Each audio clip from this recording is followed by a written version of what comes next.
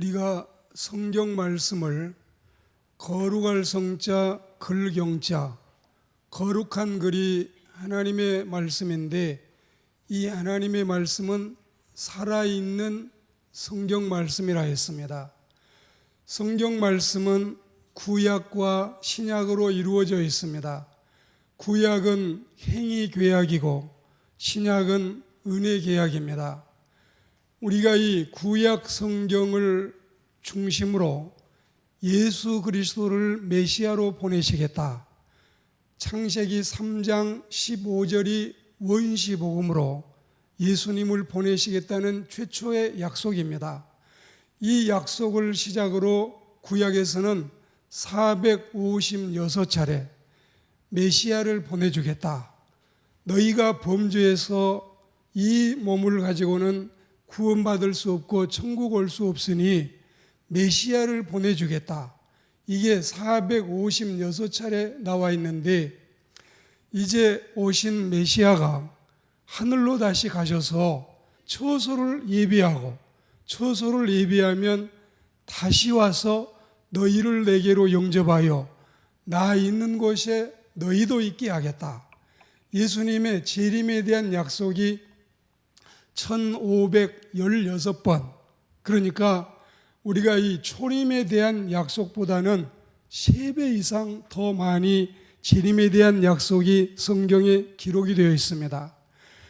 예수님이 재림하실 것처럼 불확실한 게 없다.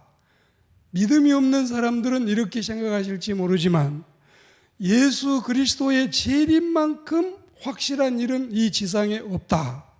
하나님을 믿고 예수 그리스도를 기다리고 있는 신부들은 당연히 이런 믿음을 갖고 기다리고 있습니다. 모든 신자들의 형편이 다 그러하지만 말세지마를 살아가는 신실한 그리스도인들은 더더욱 춘향이가 한양간 이도령을 기다리듯이 다시 오실 우리 주님, 다시 오실 신랑 예수를 기다리고 있는 신부들입니다. 우리가 이 여러 인터넷에 보면 사이트도 많지만 기다리는 사람들이라고 하는 사이트가 있는데, 이 사이트는 신랑 되시는 예수 그리스도의 재림을 기다리는 사람들을 지칭하고 있습니다. 주님의 신부된 우리들이 착하고 정결하게 곱고 순결하게 단장하고 있다가 주님을 맞이해야지, 첫 밤부터 소박 맞지 않고 혼인잔치를 맞이해야지, 주님을 맞이하지 못한다면 이를 어찌하면 좋을까요? 일생에 한 번뿐인 기다림이 많지만 신랑도 그때 딱 한 번만 오시는 겁니다. 그러므로 신랑 오시는 그때에 맞이해야지, 때를 잃으면 후에 막급하고, 오늘 이 사건을 전개해서 말씀을 우리에게 소개하고 있습니다. 우선은 신랑이 더디 오고 있습니다. 기다리는 사람들에게 있어서 세월은 너무 느린 것 같아요.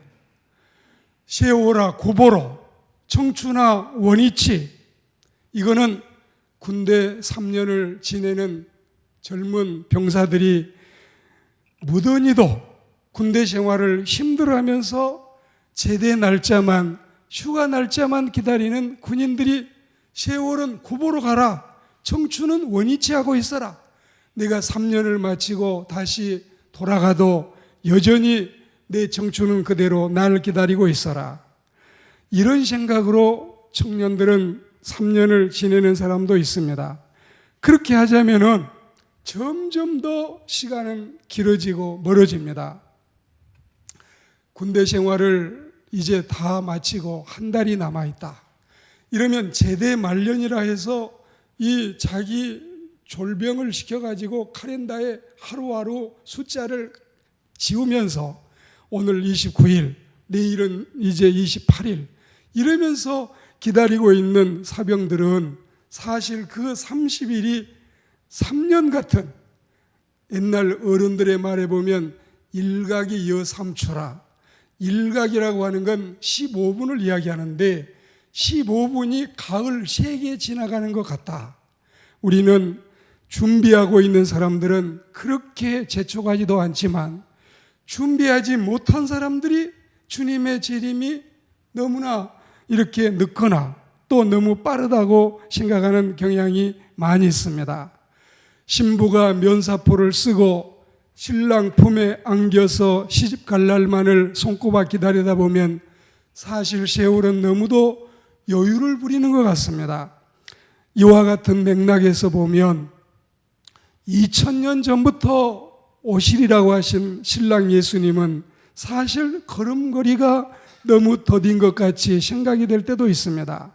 결국은 신랑 되신 주님도 다 생각이 있고 주님도 다 뜻이 있고 우리 주님도 다 계획이 있어서 더 잘 준비하고 더 완벽하게 준비했다가 한 사람이라도 더 주님을 맞이할 수 있는 기회를 주시기 위해서 우리에게 허락한 배려이건만 조급한 신부들은 준비도 미처 못한 주제에 더디 온 것만 탓하고 있습니다. 이런 조급한 신부들에게 후일에 베드로는 하나님의 영감을 전했습니다. 사랑하는 자들아, 주님께는 하루가 천년 같고 천년이 하루 같은 이 한 가지를 잊지 말아라. 누가 주님의 약속을 더디다고 생각하는가 보다마는 실은 너희 생각같이 더딘 것이 아니라 다만 너희를 대하여 오래 참으사 아무도 멸망하지 않고 구원에 이르기를 원하시는 하나님의 뜻이란다. 이렇게 베드로후서 3장에 말씀하고 있습니다. 그러면서도 이렇게 더딘 것 같으면서도 주의 날은 도둑같이 오신다. 그러니 사람들은 깨어 있어야 되는데 졸며 자는 사람들이 있습니다. 우리가 이 성경 말씀에서 오늘 본문 말씀에서 졸며 잘시에 여기에 존다고 하는 말은 에누스 탁산이라고 하는 헬라어인데 앉은 자세로 고개를 끄덕이면서 잠깐 조는 상태를 말하고 있습니다. 이 에누스 탁산은 그냥 앉아 있으면서 잠깐 조는 거. 그 다음에 잔다고 하는 이 잘시에는 엘카데우존인데 이 엘카데우존은 잠에 완전히 취해서 수면 상태를 계속 유지하고 있는 그 모습입니다. 그러니까 조는 사람과 자는 사람의 차이는 얼마나 극명하게 다른지를 아시겠지요. 본문에서 졸며 자는 것이 모두에게 해당이 되는데 여기에서 조는 신부 5, 자는 신부 5을 나누어 본다면 재미있는 추리가 전개되고 있습니다. 5은 졸고 5은 자는데 슬기로운 신부들은 일시적으로 단지 졸기만 할 뿐 언제든지 조그마한 바스락거리는 소리만 있어도 벌떡 일어나려고 준비하고 있는 공자선생이 천둥번개가 치면은 다시 의관을 고쳐 입고 갓을 쓰고 정자시하고 앉아 있었다 했습니다. 준비하고 있는 사람들은 언제든지 일어날 준비를 하고 있는 반면에 미련한 5은 이 아예 깊은 수면 상태에 빠져서 잠꼬대도 하고 코를 골기도 하고 영적으로 둔화된 자들로 구분해서 생각할 수가 있습니다. 우리나라는 옛날부터 나간 사람 몫은 있어도 잠자는 사람 몫은 챙기지 말아라. 집에 없는 아이는 맛있는 걸 나누어 먹을 때 이거는 집 나가 있는 아이 돌아올 때 줘야 된다. 저녁 되면 들어올 거다. 그런데 집에 있으면서도 잠자고 있는 사람은 저 아이는 그냥 둬라. 지 몫도 못 찾아 먹은 아이 지 알아서 할 거다. 여러분, 우리가 이 말의 내용이 뭘 의미하겠습니까?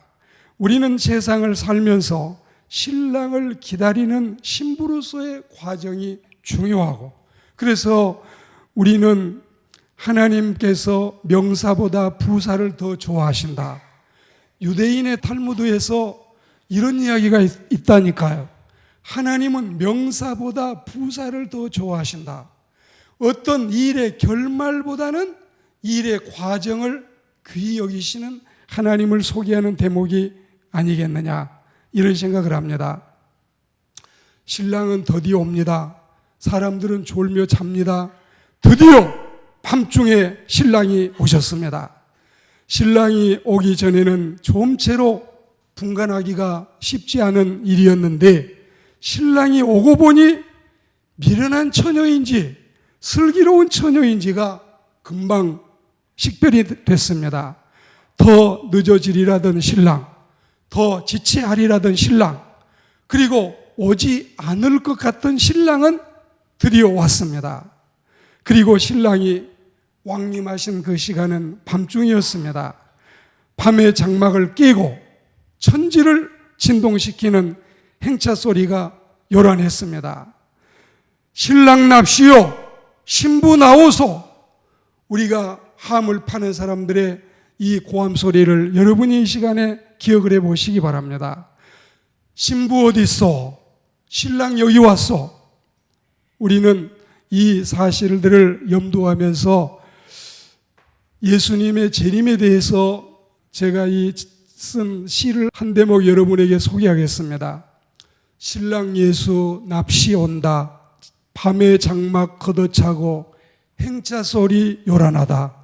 긴급 비상 소리일세 벌떡 깨어 일어나서 혼인잔치 참여하라. 미리미리 기름 담고 등불 켜서 기다리던 신부들은 기뻐하네. 환한 모습 역력하여 차례차례 줄을 서서 신랑 따라 들어갔어. 혼인잔치 둘러보니 황홀하고 찬란하다. 할렐루야 할렐루야 얼씨구나 지화자다. 오늘같이 기쁜 날이 세상에선 없었구나. 순결 지킨 신부들이 이날 오길 기다리며 험산줄령 넘었도다. 환란 풍파 다 지나고 세세토록 누릴 영화 네가 누릴 영광일세. 미련하다 다섯 처녀 잠만 자고 빈둥대다 신랑 맞을 준비 못해 기름 없는 등불 보니 깜박깜박 꺼져가네. 원통하고 절통할세 신랑 예수 오셨건만 첫날 밤에 소박 맞네. 이게 무슨 짓들인가. 평생 준비 허사로다. 슬피 울며 이를 가나 어디 가서 한탄하랴. 후에 기름 채워와서 열어주소 열어주소 내 신랑아 열어주소. 신랑 예수 이 말 듣고 대답하여 가라사대 참말이니 잘 들어라. 너희들은 누구더냐? 나는 너를 알지 못해 누구인지 모르겠다. 그러한즉 깨어있어 그날 그시 준비했다. 후회 없이 맞이하세.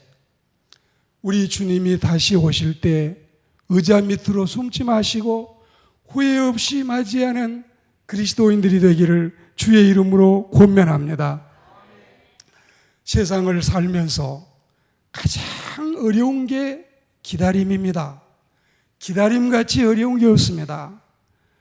모든 사람이 어느 정도 기다리다가, 성격이 급한 사람은 오부 능선까지 기다리다가 포기하는 사람, 조금 더 인내력이 있는 사람은 75부 능선까지 기다리고, 그리고 여러분 어떤 사람은 이 100의 언덕이 있으면 90까지 95까지 기다리다가, 심한 사람은 97까지 기다리다가 마지막 3을 기다리지 못하고 포기하는 수가 많기 때문에 기다림같이 어려운 게 없습니다. 우리가 소개했던 것처럼 이 어떤 사람이 가지고 있는 모든 걸 다 투자해서 이 여러분 석유를 파기 위해서 그 석유를 파려고 그렇게 뚫어가다가 이제 690피트까지 파나가도 나오지 않으니까 포기하고 있는 상태가 되었지만 다시 어마어마한 빛을 빌리기라도 해서 마지막에 남아있는 이 10피트를 파니까 콸콸콸콸 쏟아지는 석유가, 어마어마한 무진장의 석유가 나와서 대박을 만난 역사적인 기록이 있습니다.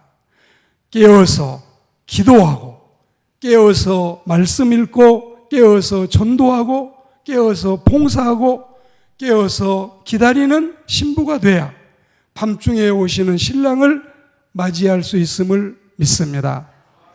신부는 한마디로 기다리는 사람들입니다. 인터넷 사이트를 여러분에게 소개한 것처럼 우리는 그렇다면 누구를 기다리느냐? 신랑 예수님을 기다리고 있습니다. 등불을 들고 예비하며 깨어있는 신부들이 되기를 주의 이름으로 권면합니다. 오실 것 같지 않지요? 예수님의 재림처럼 이 지상에서 가장 불확실한 사건처럼 여겨질 때도 어떤 사람에게는 있을 겁니다. 그러나 서두에 소개한 것처럼 예수님의 재림보다도 이 지상에 더 확실한 게 있을까요? 이 불확실의 시대, 이 위기의 시대를 살면서 주님의 재림만큼은 분명히 우리 눈앞에 천지를 진동시키며 전개되는 역사가 눈앞에 오고 있을 줄 믿습니다. 신랑이 오신 때는 밤중이었는데 마태복음 24장 44절에 의하면 밤중은 뜻밖의 전혀 예기치 않는 때를 암시하고 있습니다. 오늘 낮이 다 지나가고 7시가 넘어서 어둠이 땅거미가 일고 그리고 어둠이 찾아오는 이 밤이 아니라 이 밤은 여러분 하나님께서 우리에게 뜻밖의 전혀 얘기할 수 없는 그런 시간을 밤으로 묘사하고 있습니다. 예수님은 세상 사람들이 전혀 예기치도 못한 밤중에 오십니다. 그리고 밤중은 대부분 졸며 자는 때를 말합니다. 지금 전 세계적으로 죄악이 관영한 칠흑 같은 밤이 올시다. 우리는 주님이 오실 때가 다 되었음을 알고 준비하면서 기다려야 되겠습니다.